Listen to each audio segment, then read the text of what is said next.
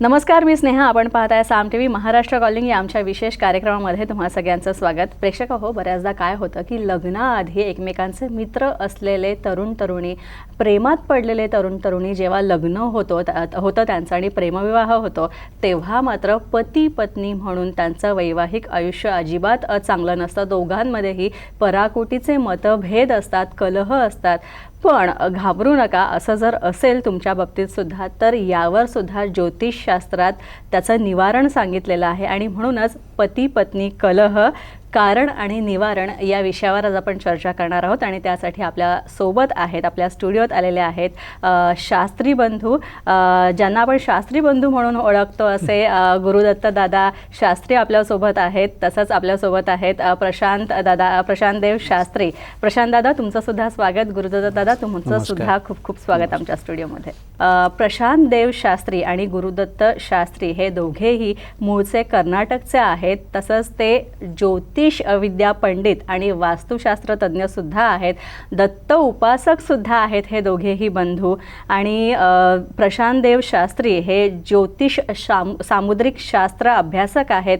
तसंच ते सुद्धा दत्त उपासक आहेत. या दोघांनाही हल्लीच दिल्लीमध्ये मानाचा समजला जाणारा मा भुवनेश्वरी ज्योतिष अलंकार पुरस्कार सुद्धा मिळालेला आहे. तसंच श्री पौराणिक प्राच्य विद्या अनुसंधानकडून ज्योतिष गौरव अवॉर्डने या दोघांचाही सन्मान करण्यात आलेला आहे. तसंच या दोघांच्याही शास्त्री घराण्याला ज्योतिष आणि विद्याशास्त्राची गेल्या अनेक वर्षांपासूनची परंपरा सुद्धा आहे.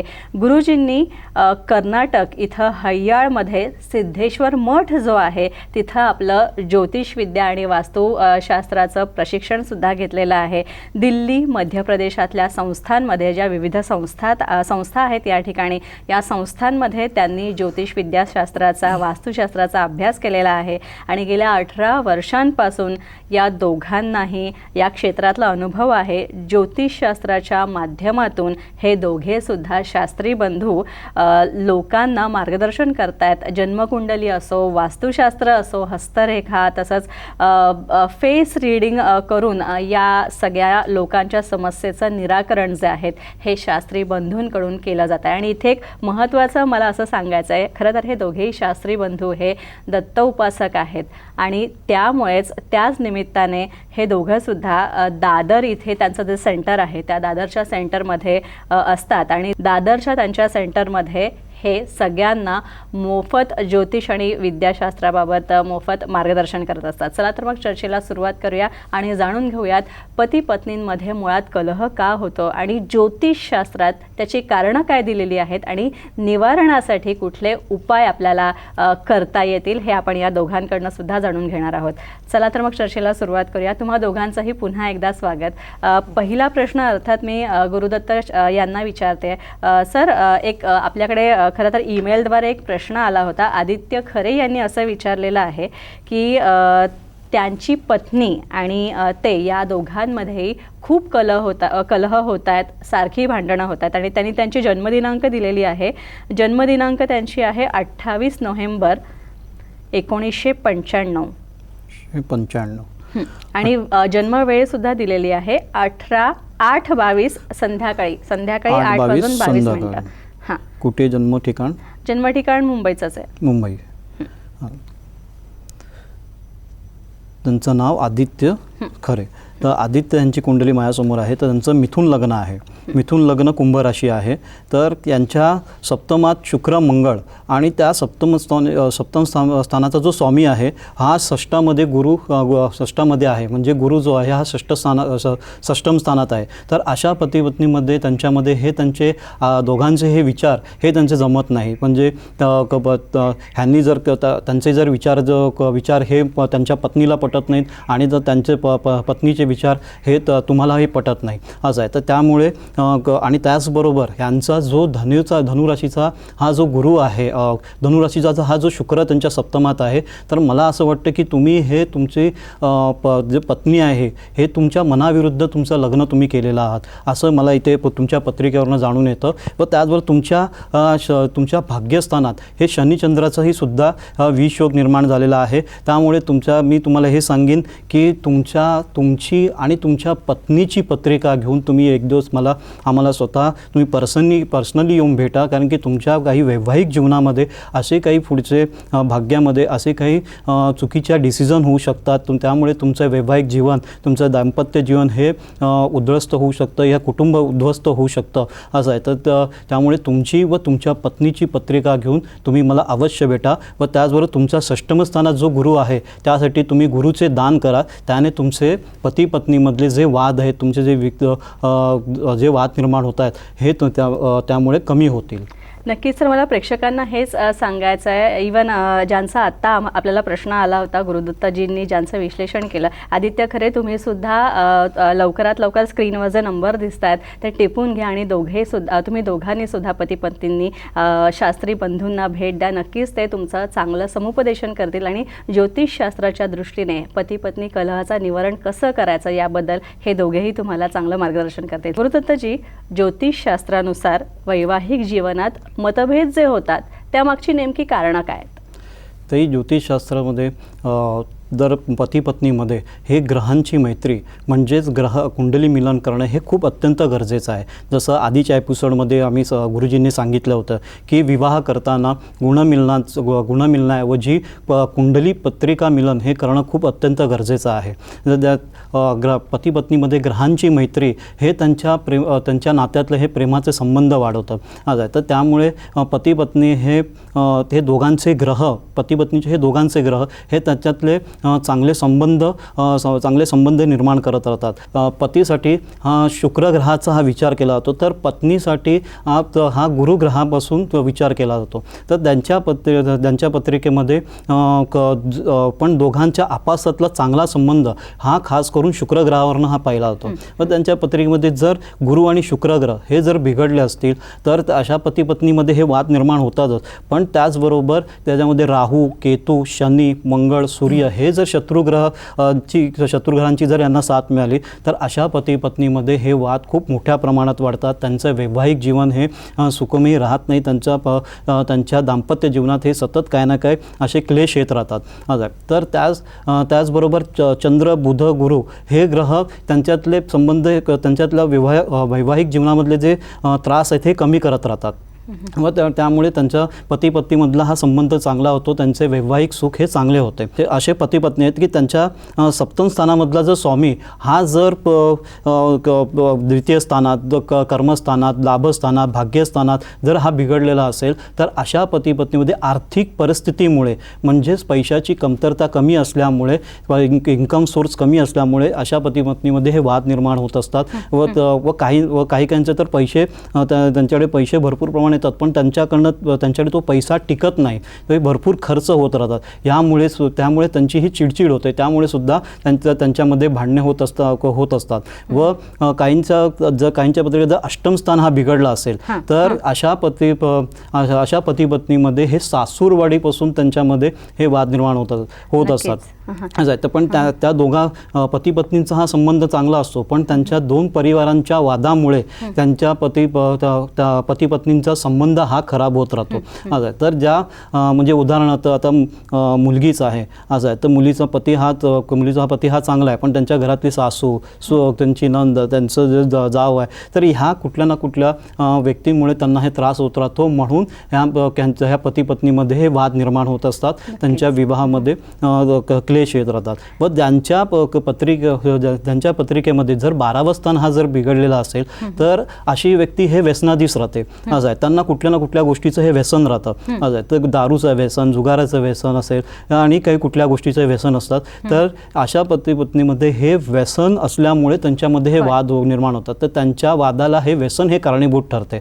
तर आता मी तरी माझ्या 18 वर्षाच्या फील्डमध्ये मी पाहिलं की जास्तीत जास्त की वाद हे पती पत्नीमध्ये लग्न झाल्यानंतर त्यांचं एक मॅरेज म्हणजे अफेअर होतं माहेर असं आहे. तर त्या तिसरी एक व्यक्ती त्यांच्या जीवनामध्ये असते. त्यामुळे सुद्धा ह्या पती पत्नीमध्ये हे वाद निर्माण होतात. हे वाद मोठ्या प्रमाणात राहतात. तर ह्या सर्व गोष्टीमुळे त्यांच्या सप्तमातला स्वामी व त्यांचं सप्तमातला स्वामी ह्या सगळ्या गोष्टी, स्वामी कुठल्या स्थानात आहे ह्या सगळ्या गोष्टीचा आपण विचार करून आपण की त्यांच्यामध्ये वाद का होत असं हे बोलू शकतो, पाहू शकतो. मग तसेच हे पाहताना ते पती आणि पत्नींची हे दोघांचीही पत्रिका ही पाहणं हे खूप गरजेचं आहे. असं आहे, दोघांच्या पत्रिकेमध्ये त्यांचं सप्तम स्थान कसं आहे, त्यांच्या नवमान स्थानात त्यांच्या ग्रहांची स्थिती कशी आहे, त्या दोघांच्यामध्ये प्रीती षडाष्टक योग नाही आहे, तर ह्याचा सुद्धा हे सुद्धा पाहिलं जातं. ह्या गोष्टीचा सुद्धा विचार केला जातो. ज्यांना ज्यांच्याकडे जर पत्रिका नसेल तर त्यांची हस्तरेखासुद्धा पाहून आम्ही त्यांच्या सर्व समस्यांचं आम्ही निवारण करत राहतो. प्रशांतजी, आत्ता गुरुदत्तजी म्हणाले त्याप्रमाणे काही स्थानं जन्मकुंडलीतली पती पत्नीच्या याला कारणीभूत असतात, तर आणखी या व्यतिरिक्त आणखी कुठली स्थानं आहेत का? आपण प्रथम स्थान पाहतो, द्वितीय स्थान पाहतो, पंचम स्थान पाहतो आणि एकादश भाव पाहतो. तर ह्या स्थानांचा स्वामी जो आहे तो कुठे 6, 8, 12मध्ये तर नाही आहे ना, किंवा खड्ड्यात तर नाही आहे, किंवा पापग्रहाशी युत तर नाही आहे ना, हे आम्हाला पाहावं लागतं.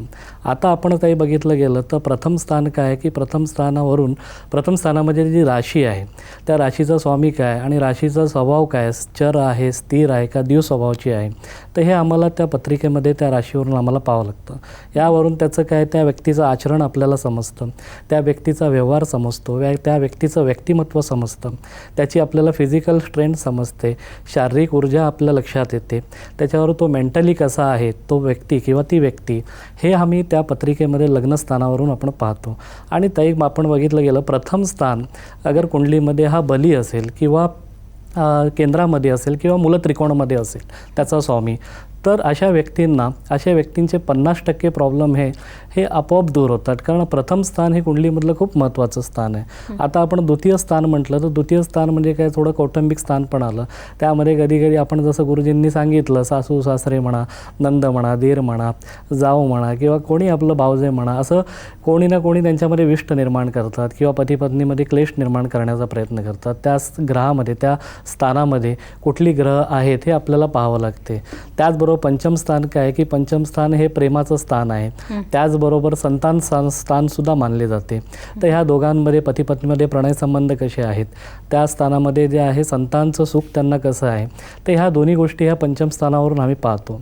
आणि सप्तम स्थान जसं मी सांगितलं की ते महत्त्वाचं स्थान आहे की त्याच्यावरून पती पत्नीचं दाम्पत्य जीवन आपल्याला कळून येतं. त्यामध्ये मंगळ असेल तर तो थोडासा त्यांच्या जीवनामध्ये थोडा हानिकारक करतो, किंवा पापग्रह असतील शनी, सूर्य, मंगळ, राहू, केतू, किंवा अशा पापग्रहांची युती असेल, किंवा अशा त्या सप्तम स्थानाचा स्वामी 6, 8 किंवा 12व्या स्थानात असेल, तर थोडंसं ह्यांना जे आहे ह्या पती पत्नीमध्ये थोडं क्लेश होतात, भांडणं होतात, आणि एक प्रकारचं जसं म्हटलं गेलं ते डिवोर्सपर्यंत सुद्धा पोचतात.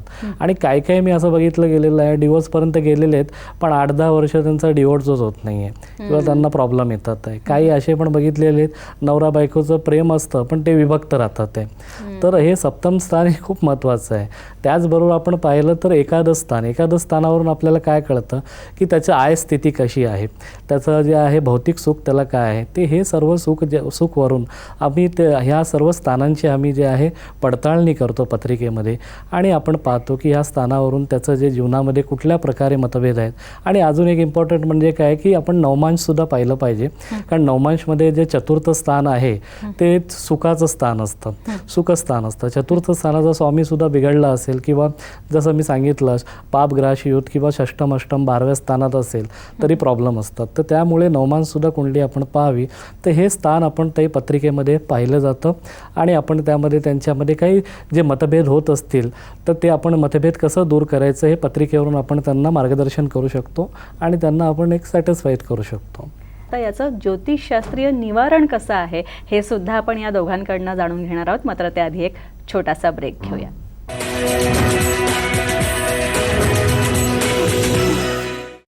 ब्रेक नंतर महाराष्ट्र कॉलिंगमध्ये आपलं स्वागत. यानंतर मी गुरुदत्तजींकडे जाते. गुरुदत्तजी, पंचम स्थानात असे कोणते अशुभ ग्रह आहेत ज्यामुळे पती पत्नींमुळे आणखी वाद होतात?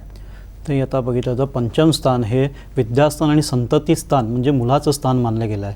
तर ज्या पती पत्नीमध्ये पंचम स्थान हे जर बिघडलं असेल तर त्या पती पत्नींना मूल होत नाही, संतान होत नाही, म्हणून त्यांच्यामध्ये हे वाद निर्माण होतात, त्यांच्या नाराजगी राहते.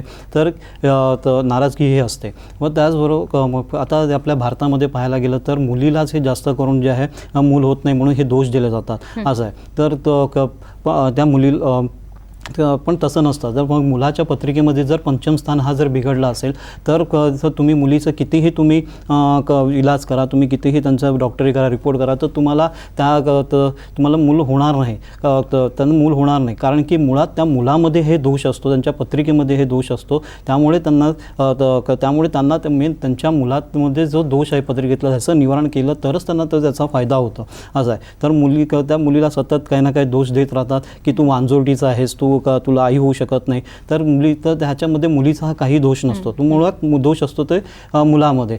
तर मी मुद्द्यावरती येतो की पंचम स्थान हे स्थानावरून मूल होत नाही म्हणून पंचम म्हणून पती पत्नीमध्ये हे वाद निर्माण होत राहतात असं आहे. तर त्याचबरोबर पंचम स्थान हे प्रेमाचं हे प्रतीक स्थान मानले गेलेलं आहे. तर ह्या पंचम स्थानात जर शुक्र मंगळ आणि जर पापग्रह असतील तर अशा पती पत्नीमध्ये हे लग्नानंतर त्यांचे म्हणजे अफेअर राहतात. लग्नात त्यांच्या जीवनामध्ये कुठला ना कुठली तिसरी व्यक्ती असते, त्यामुळे त्यांच्यामध्येही सुद्धा प्रेमाचा अभाव हा कमी होतो आणि त्यांच्यामध्ये ते एकाच घरात राहून त्यांच्यामध्ये खूप मोठा दुरावा असतो. त्यामुळे ह्या पंचम स्थानावरनं आपण अशुभ ग्रह असतील तर ह्या सर्व कारणामुळे आपण पती पत्नीमध्ये हे वाद निर्माण होत असताना आपण पाहू शकतो. या प्रशांतजी, जर पुढे जाऊन वैवाहिक जीवनात कलह नको असतील तर मुळात कोणत्या योनीशी विवाह करू नये? सर्वात आधी म्हणजे सर्प आणि मुंगूस. सर्प आणि मुंगूस त्याला नेवलाही म्हणतात. तर सर्प नकुल म्हणजे आपल्याला माहितीच आहे की त्यांच्या दोघांमध्ये वैर आहे, शत्रुत्व आहे. आणि ह्या दोघांची अगर पत्रिका आपण मिळवली की या दोघांचं लग्न जुळवलं तर त्यांच्यामध्ये नक्कीच काही ना काही भरपूर प्रकारचे मोठे वादविवाद होणार आणि एक दुसऱ्यांना संपवण्याचे प्रयत्न करतात. दुसरं बघितलं गेलं तर आपण मुशक आहे. मुशक म्हणजे उंदीर आणि मार्जर म्हणजे मांजर, हे सुद्धा एकमेकांचे शत्रू आहेत. ह्या दोघांशी सुद्धा विवाद केलं किंवा पत्रिका जुळवली तर ह्यांचे सुद्धा प्रॉब्लेम येतात. आता गो योनी आहे आणि व्याघ्र योनी आहे. ह्या दोन योनीशी कधी विवाह करू नये. त्यानंतर अश्व योनी आहे आणि आपलं महिषी योनी आहे. तर ह्या दोन योनीशी कधी विवाह करू नये. त्यानंतर वानर योनी आहे आणि आपल्या ह्याच्यामध्ये जे आहे मृग योनी आहे. ह्या योनीशी आपण विवाह करू नये. तर असे जे आहेत हे जे योन्या आहेत, कारण ह्यामधून जे काय असतं हे आपण केलं तरी त्याच्यामध्ये कुठे ना कुठे संतान प्रॉब्लेम होणं किंवा दोघा पती पत्नीमध्ये प्रेमाचा अभाव कमी असणं.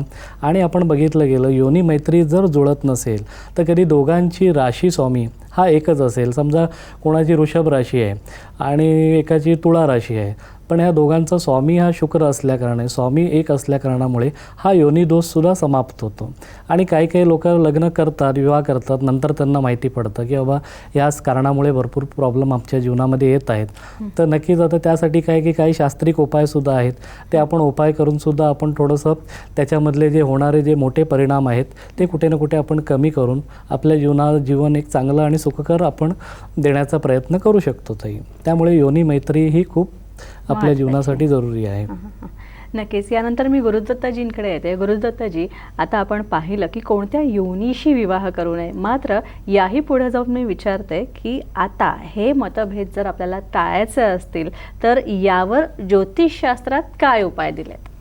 तर ह्यामध्ये जर उपाय जर पाहायला गेलं तर ज्यांच्या पती पत्नीमध्ये हे जर वाद निर्माण होत असतील तर त्यांनी दर शुक्रवारी सफेद रंगाची गोड वस्तू दान करावी. म्हणजे साखर किंवा सफेद रंगाची मिठाई असेल तरी हे दर शुक्रवारी तुम्ही हे दान करावे. त्याच्याने तुमच्या नात्यामधला हा गोडवापणाही वाढतो आज आहे तो. त्याचबरोबर मुलांनी हे मारुतीच्या मंदिरामध्ये जाऊन शिऱ्याचं नैवेद्य दाखवावं. मारुती स्तोत्राचं असं 3 वेळा पाठ करावे. तर ह्या पाठ केल्याने तुमच्या पती मधला हा वाद कमी होत असताना दिसून येतो. व तसंच मुलींनी जे आहे सूर्याला हे गुळाच्या पाण्याचं जल अर्पण करावे व त्याचबरोबर गायत्री मंत्राचा असं 108 वेळा जाप करावा. तर असं केल्याने त्या पती पत्नीमधला जो इगो प्रॉब्लेम्स आहे तो कमी होत जातो. व तसंच पती पत्नीने दर शनिवारी पिंपळाच्या झाडाला राईच्या तेलाचा दिवा लावावा. तर हे जर तुम्ही हे नित्यनियमाने जर तुम्ही केलात तर तुमच्या पती पत्नीमधले हे क्लेश कमी होत जातील, तुमचा कलह कमी होत जाईल,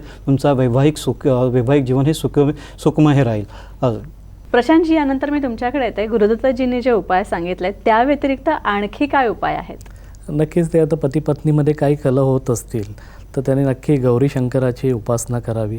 त्याचप्रमाणे त्यांनी 16 सोमवार करावे, दोघांनी व्रत करावे. त्यानंतर त्यांनी जे आहे अगर आपल्या भरपूर प्रॉब्लेम होत असतील तर आपल्या बेडरूममध्ये एक राधाकृष्णाची प्रतिमाही लावी किंवा फोटो लावावा आपल्या बेडरूममध्ये. नंतर बघितलं गेलं तर भरपूर अजून काही मेजर प्रॉब्लेम आपल्याला असतील पत्रिकेमध्ये तर त्यांनी नक्की आपण चांगल्या ज्योतिषाकडे आपली दोघांची पत्रिका दाखवावी. कुठल्या ग्रहामुळे कुठल्या स्थानांमुळे आपल्याकडे आपल्या जे वैवाहिक जीवनात प्रॉब्लेम येत आहेत हे आपण पाहून त्याचा उपाय आपण करून तुम्ही नक्की एक चांगलं वैवाहिक जीवन आपण जगू शकता. तर प्रशांतजी तुमचेही खूप खूप आभार, तुम्ही इथे आलात आणि इतकं चांगलं मार्गदर्शन केलं. तसंच गुरुदत्तजी तुमचे सुद्धा खूप खूप आभार, तुम्ही सुद्धा खूप छान मार्गदर्शन केलं आमच्या प्रेक्षकांना. यानंतर मी प्रेक्षकांना एक अपील करते, तुम्हाला जर या दोघांचंही समुपदेशन हवं असेल, या दोघांकडनंही ज्योतिषशास्त्रीय मार्गदर्शन हवं असेल, वास्तुशास्त्रासंबंधित काही मार्गदर्शन हवं असेल तर तुम्ही सुद्धा स्क्रीनवर जे नंबर दिसत आहेत ते टिपून घ्या. तसंच दर गुरुवारी त्यांच्या दादरच्या हे दोघे सुद्धा आहेत शास्त्री बंधू, ते दादरच्या त्यांच्या सेंटरला मोफत मार्गदर्शन करतात. केवळ दत्त उपासक असल्यामुळे हे दोघेही दादरच्या सेंटरला दर गुरुवारी मोफत मार्गदर्शन करतात, याची सुद्धा नोंद घ्या. आणि दुसरी महत्त्वाची गोष्ट अशी की रविवारी आणि सोमवारी हे दोघेही तुम्हाला पुण्यात उपलब्ध असतील तर तुम्ही तिथे जाऊन या वारांना जाऊन या दिवसांना जाऊन त्यांचं मार्गदर्शन घेऊ शकता. तसंच गुरुवार, शुक्रवार आणि शनिवारी दादरला हे दोघेही उपलब्ध असतात, त्यामुळे तुम्ही तिथे सुद्धा जाऊ शकता. पुन्हा एकदा मी तुम्हाला विनंती करते, हे नंबर जे आहेत स्क्रीनवर दिसतात ते तुम्ही टिपून घ्या. वेबसाईटसुद्धा आहे त्यांची, तीसुद्धा टिपून घ्या. बाकीचे सगळे महत्त्वाचा तपशील जो तुम्हाला स्क्रीनवर दिसतोय तो तुम्ही टिपून घ्या आणि या दोघांकडेही मार्गदर्शन तुम्ही नक्कीच घेऊ शकता. तुमच्या सगळ्या समस्यांचं निराकरण जे आहेत ते हे दोघं करतील. प्रशांतजी तुमचे पुन्हा एकदा धन्यवाद. गुरुदत्तजी तुमचे सुद्धा पुन्हा एकदा धन्यवाद. खूप खूप आभार तुमचे या स्टुडिओत आल्याबद्दल. यानंतर आपण इथेच थांबतोय. नमस्कार.